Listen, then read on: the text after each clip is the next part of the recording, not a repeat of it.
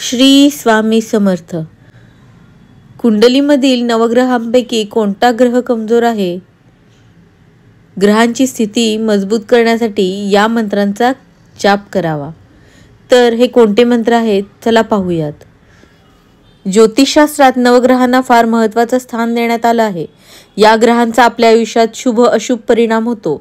अशा वेळी जर कुंडलीत नवग्रह कमजोर असतील तर कोणते उपाय करावेत ते पाहूयात. जर तुमच्या कुंडलीमध्ये बुधग्रहाची स्थिती कमजोर असेल अशा वेळी तुम्ही ओम बुम बुधाय नमः मंत्राचा जप करावा. या मंत्राचा नियमित उच्चार केल्यास बुधग्रह मजबूत होतील.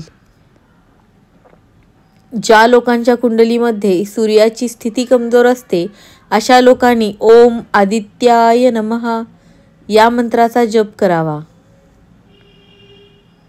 तसेच ज्या लोकांच्या कुंडलीमध्ये चंद्र ग्रह कमजोर असेल तर अशा वेळी ओम सोम सोमाय नमः या मंत्राचा जप करावा.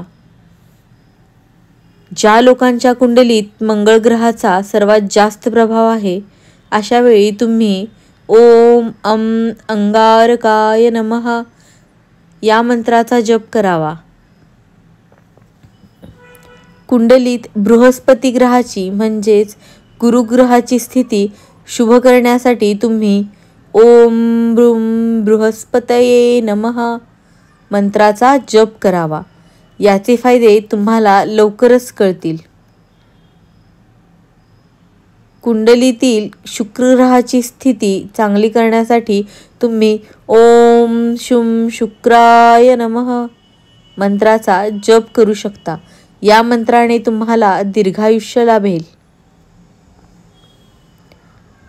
तुमच्या कुंडलीतील शनी ग्रहाची स्थिती मजबूत करण्यासाठी तसेच शनी दोषापासून सुटका मिळविण्यासाठी तुम्ही शं शनश्चराय नमः मंत्राचा जप करावा.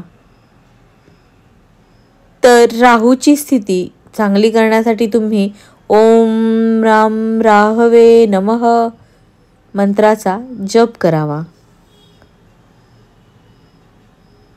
तर कुंडलीतील केतू ग्रहाची स्थिती चांगली राहण्यासाठी तुम्ही ओम केम केतवे नमः मंत्राचा जप करणं योग्य ठरेल.